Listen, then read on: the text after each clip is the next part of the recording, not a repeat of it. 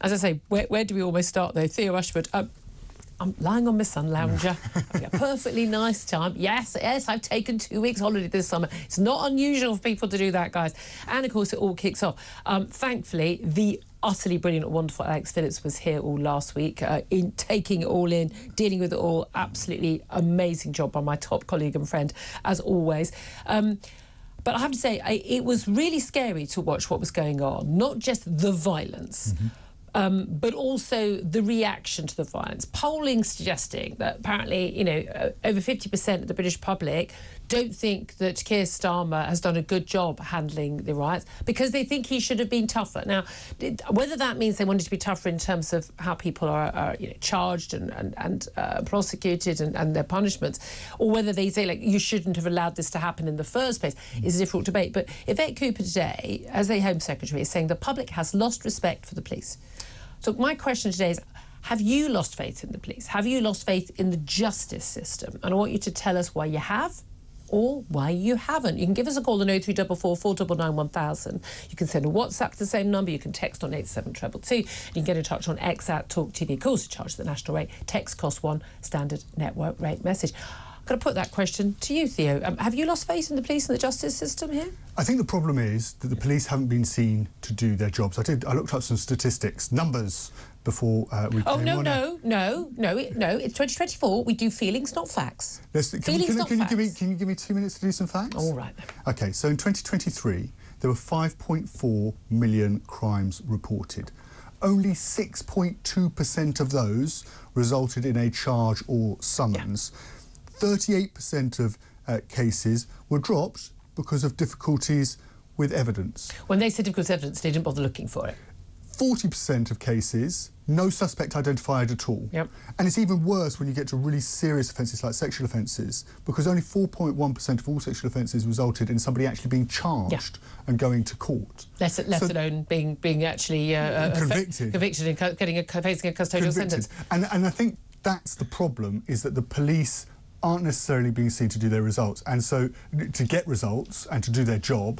And so what we saw last week with the violence, and this is what Yvette Cooper's identified, is that people don't necessarily respect the police, and they don't necessarily... So has she identified? She's saying the riots show the UK's suspect police. Look, there are some absolutely foul, horrific, genuinely far-right, fascist, racist thugs who wanted to stir up trouble, who genuinely think things like, deporting anyone with brown skin. That's what they mean. Anyone with brown skin from this country is something to be desired. These are nasty people. They don't represent British people in any meaningful sense. We don't vote the BNP into power. We don't vote for far-right parties in this country. And no, parties like UKIP and Reform are not far-right. Thank you very much.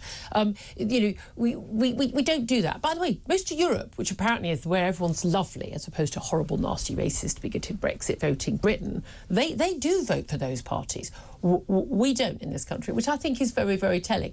They've got that. You've got that element of those louds. And a lot of the people you've seen coming to court pleading guilty because there's incontrovertible video evidence. You're basically told you ain't going to get bail. You may as well plead guilty, get it over and done with. And these people are getting jail sentences. A load of them have got, 20 criminal convictions for violent offences already. I mean, they're wrong-uns who are out doing wrong stuff, OK? But then you've also got people who are... They're angry, they're upset. They were upset about what happened in Southport. They're upset about whether or not they think they're being told the truth or not. I called out Nigel Farage 2 weeks ago, saying, when he was saying, we don't know the truth, and hinting at these online rumours. I looked at those online rumours. I chose not to retweet anything because I thought this is suspect, this is not... And I'm glad I made that decision. But other people didn't. Should people face consequences for that if they're not saying... I mean, we've got one Tory councillor's wife, haven't we? She hasn't even been given bail yet. And she was basically tweeting, burn down all the immigrant hotels with the immigrants in them, I don't care, Yeah, that's not an acceptable thing to not just say, to think, in my view. However, there's a difference between that and people who either post information thinking it might be true, or post information thinking it might not be true, but not telling people to go and, kill people or attack the police, or people who are bystanders. We've had judges in the last week saying, if you're just there, I don't care if you're just walking through, if you were just there, then you're part of that riot. Well, I mean, I was waitressing during in central London, got sent out the restaurant to go and buy cigarettes for a customer. And got caught in the middle of the poll tax riot. Well, so should I be in prison for 3 years because I'm standing there with my waitress outfit on, with my apron on? Were you all right? I was. I had to go underneath a police horse to get out of it. I mean, genuinely. But this is the thing. It is extraordinary. We've got almost 1,000 arrests of rioters so far. But that does include tweeters. That includes people who just tweeted something. And now we're told it's disinformation that we need to tackle. More hate crime laws. This idea of something being, was it legal? Was it legal but harmful content? I'm sorry. It's either legal or it's not. So this was a phrase that was brought up when Nadine Dorries was Culture Secretary, and it was basically trying to clamp down on comments online that were still within the parameters of the law but were harmful, and that you could somehow limit those. And that's a very dangerous area to be in. Not dangerous. It's authoritarian. When people complain about fascist, that is literally fascist. That word is thrown around all the time. That is literally fascist. When people say we're going to do this for your own good, it's never for your own good. No, I agree. I agree with you. I think what the government is also looking at doing is giving, because X and these social media platforms are subject to some Ofcom regulations, but I think what they're also looking at doing is making them publishers. So they're responsible for everything that goes on their platform. But that's impossible. That's impossible. That means that every single item that goes online will have to be vetted beforehand. It's very difficult to implement, and it's impossible to implement. It will no longer be. They won't be the same. It will no longer be the marketplace for thought and ideas. Unless you are breaking the law, unless you are inciting violence, unless you are threatening someone with violence, I'm sorry. I simply do not understand why anyone thinks that should be policed. There's a very interesting case, and this is a question, isn't it, of proving intent? Because there's the case of a woman called Bernadette Spofforth, and she wrongly claimed that the Southport attack suspect was an asylum seeker. No, she said at the beginning of her tweet was, if this is true. If this is true. So she makes this. This is the story in the Sun. She posted the false claim on X, formerly Twitter, just hours after the three girls were killed at a Taylor Swift dance class. She was accused of being the first person. She wasn't the first person. She wasn't the first person. So this is what she said. He was an asylum seeker who came to the UK. No, that's not the beginning of the tweet. Oh, sorry.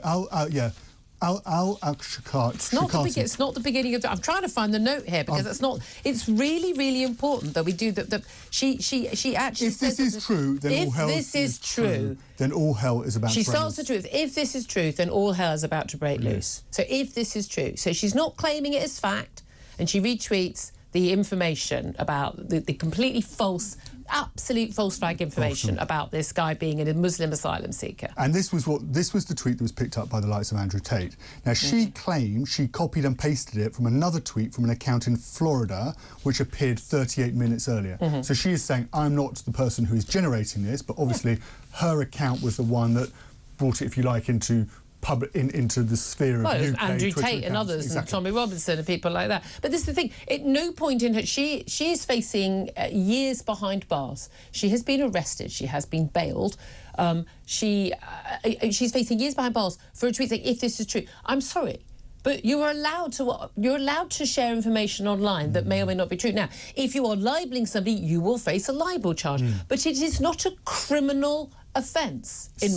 Libel is a civil offence, exactly. But she's not saying, "Oh, yeah, I really hope all hell breaks loose." She's not claiming it's true. She ain't the first, even if she was. I don't care. But she didn't make it up herself. She's absolutely on her game on Twitter. I follow her a lot, and we've had private conversations. But she was a keen anti-lockdown campaigner, and she was somebody who, put it this way, she got a better track record on the truth than some of our chief medical officers and chief scientific advisors in terms of what she's put into the public domain. And the idea that she then passes this information on and she says all hell will break loose, she was right. I mean, that was, even if it wasn't true, but a lot of people believed it. But she's not responsible for that disinformation. The government puts out disinformation all the time. So the question is then, what does the government do to go to the accounts in Florida, and how does it It's stop believed this? it was actually Russian investors. Yes. Well, that's a different issue, isn't it? I'm sorry, I think people are allowed to say things that they know to be untrue online. I think people are definitely allowed to say things that are untrue, which they believe to be true online.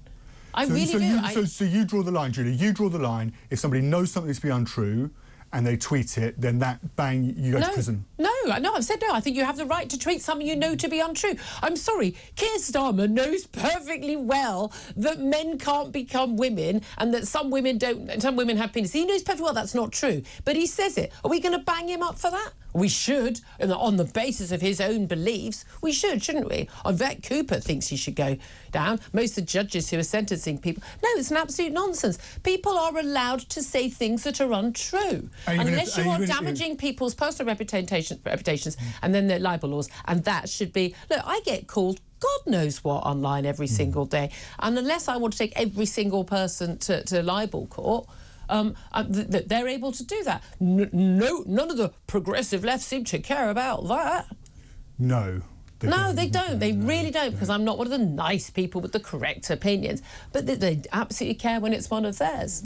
So it's a problem, and it's very difficult how to square the circle, because there is information that's... But the other thing that I think is also being missed, and I'll just say this, and I think what is being missed is what's being transmitted on Telegram, and that's a much more secure... Yeah. That's a much more secure service. And if you look at actually the way that the information was spread about the locations of where to riot, and if you looked at actually... if you're organising where to riot, that's a criminal you're organising crime. And I think that is, within all of this, I think that is being missed, because we're talking about X and we're talking about publicly available tweets, but also behind this is the way stuff is being used on secure channels, which are very difficult for the security services to get access to. They can, but it's difficult. But it's the way that is being organised. You start tackling X or Facebook and everything, people move to the dark web, they move to Telegram. You're not going to be able to tackle this. So